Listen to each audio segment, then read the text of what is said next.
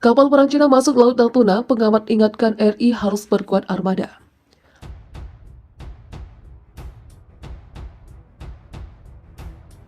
Pengamat militer dari Institute for Security and Strategic Study atau ISIS, Khairul Fahmi mengingatkan pemerintah untuk waspada dan memperkuat armada laut setelah sejumlah kapal perang Cina diduga berlayar di Laut Natuna Utara. Khairul menyebut perairan Laut Natuna Utara merupakan zona ekonomi eksklusif di mana Indonesia memiliki hak berdaulat untuk mengelolanya, tapi bukan perairan teritorial atau kedaulatan Indonesia. Semua negara memiliki hak lintas. Tapi kita tahu Cina sampai saat ini berada dalam posisi tidak mengakui UNCLOS 1982, mengklaim bahwa mereka punya hak untuk mengelola sumber daya alam di perairan Natuna Utara yang bersinggungan dengan ZEE Indonesia berdasar 9 garis putus-putus yang sebaliknya tak diakui oleh Indonesia, ujar Khairul saat dihubungi Tempo pada Senin.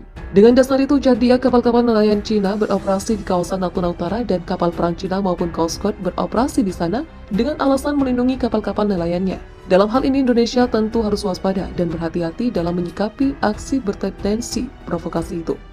Bagaimanapun, pemerintah tak bisa serta-merta melakukan penanganan secara militer, mengingat wilayah itu bukan wilayah kedaulatan Indonesia.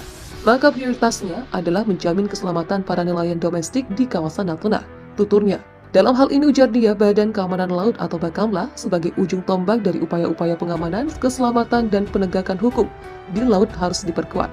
Di antaranya dengan menambah armada kapal patroli untuk menjangkau wilayah perairan Indonesia yang luas dan kapal ukuran besar yang bisa menjangkau laut dalam DZEE Indonesia.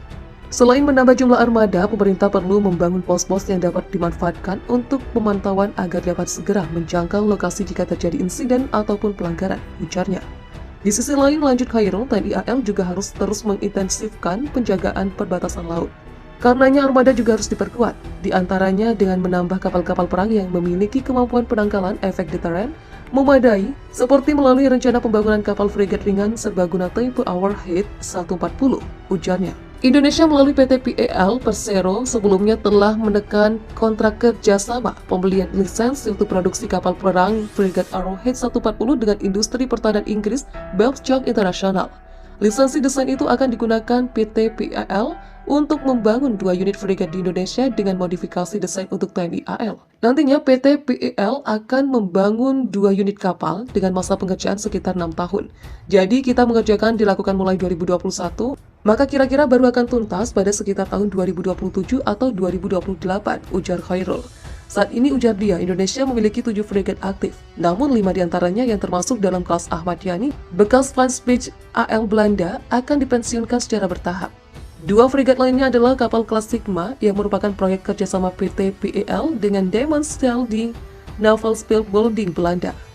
Jumlah ini dinilai masih di bawah target pencapaian kebutuhan kekuatan pokok minimum TNI yang mestinya dicapai pada 2024, yaitu 16 kapal jenis frigat. Apakah dapat mengimbangi ancaman kapal perang Cina di Natuna? Pengadaan kapal jenis frigat ini tidak disiapkan secara spesifik untuk menghadapi ancaman itu. Kapal-kapal ini nantinya akan memperkuat armada TNI AL untuk mengamankan 3 alur laut. Kapal-kapal ini nantinya akan memperkuat armada TNI AL untuk mengamankan 3 alur laut dan menjaga perbatasan termasuk di perairan Natuna, ujar Khairul. Sebelumnya, sejumlah nelayan mengaku berpapasan dengan 6 kapal perang Cina pada Senin. Salah satu kapal perang Cina yang dapat diidentifikasi adalah Destroyer Kaiming 172. Para nelayan merekam peristiwa itu dari koordinat 6,17237 Lintang Utara dan 109,01578 Bujur Timur yang masuk zona ekonomi eksklusif Indonesia. Kepala Bagian Humas dan Protokol Badan Keamanan Laut Bakamla, Kolonel Wisnu Pramandita, menyebut kapal perang Cina tersebut hanya melintas di Laut Natuna Utara, tidak melakukan pelanggaran. Untuk memastikan keamanan di sekitar Laut Natuna, Bakamla dan TNI AL melakukan patroli. Juga melakukan pengamatan dengan sistem EIS dan First Visible Infrared Imaging Radiometer Sight lewat satelit, ujar Wisnu kemarin. Untuk pertama kalinya, Presiden Joko Widodo beserta sejumlah Menteri Kabinet Kerja Kamis ini berkunjung ke perairan Natuna, Provinsi Kepulauan Riau. Kunjungan di Natuna dilakukan menyusul protes pemerintah Cina pekan lalu atas penembakan kapal nelayan dan penangkapan sejumlah ABK-nya yang diduga mencuri ikan di Natuna. Sebagai kepala pemerintahan dan kepala negara, Presiden ingin tunjukkan Natuna adalah bagian dari kedaulatan NKRI, Negara Kesatuan Republik Indonesia, ujar Sekretaris Kabinet Pramono Anung kepada wartawan pada Rabu. Presiden yang telah tiba di Kabupaten Natuna pada pukul 10.00 WIB didampingi Menteri Koordinator Politik, Hukum dan Keamanan Luhut Binsar Panjaitan, Menteri Luar Negeri Retno Marsudi, Panglima TNI Jenderal Gatot Nurmantio, Kepala Polri Jenderal Badrodin Haiti, dan 3 Kepala Staf TNI. Mereka dijadwalkan menggelar rapat terbatas di kapal perang Indonesia Imam Bonjol 383. KRI tersebut adalah kapal perang yang pekan lalu menembak kapal nelayan Cina yang diduga mencuri ikan di perairan Natuna, wilayah zona ekonomi eksklusif Indonesia.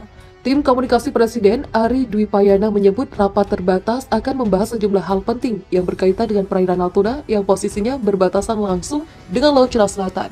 Insiden dengan kapal nelayan Cina. Sebelumnya, pemerintah Cina telah berkali-kali melakukan aksi dan menyampaikan protes atas penangkapan kapal nelayan dan anak buah kapalnya, ABK, karena dituduh menangkap ikan secara ilegal di perairan Natuna.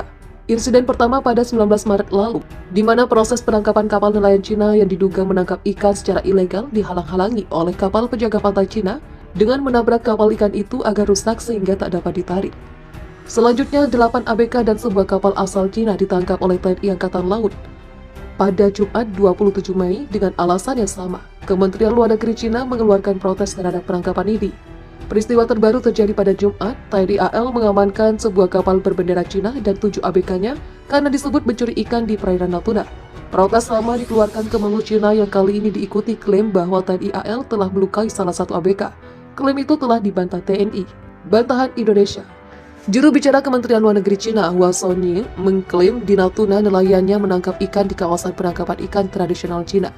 Namun pemerintah Indonesia membantah klaim tersebut. Dalam konferensi pers yang digelar di kantor Kementerian Kelautan dan Perikanan KKP Selasa, Menteri Susi Pujiastuti menegaskan tidak mengakui wilayah tradisional penangkapan ikan dari negara manapun. Kami tidak mengetahui dan tidak mengakui traditional fishing zone siapapun di zona ekonomi eksklusif Indonesia, kecuali di satu wilayah yang telah kita tanda tangani bersama di Selat Malaka dengan pemerintah Malaysia, kata Susi. Sementara Menteri Luar Negeri Retno Marsudi menegaskan pihaknya tidak akan menyampaikan protes balasan terhadap pemerintah Cina. Retno menyatakan penangkapan kapal nelayan Cina baik oleh TNI AL maupun KKP telah tepat untuk menghadapi situasi yang terjadi.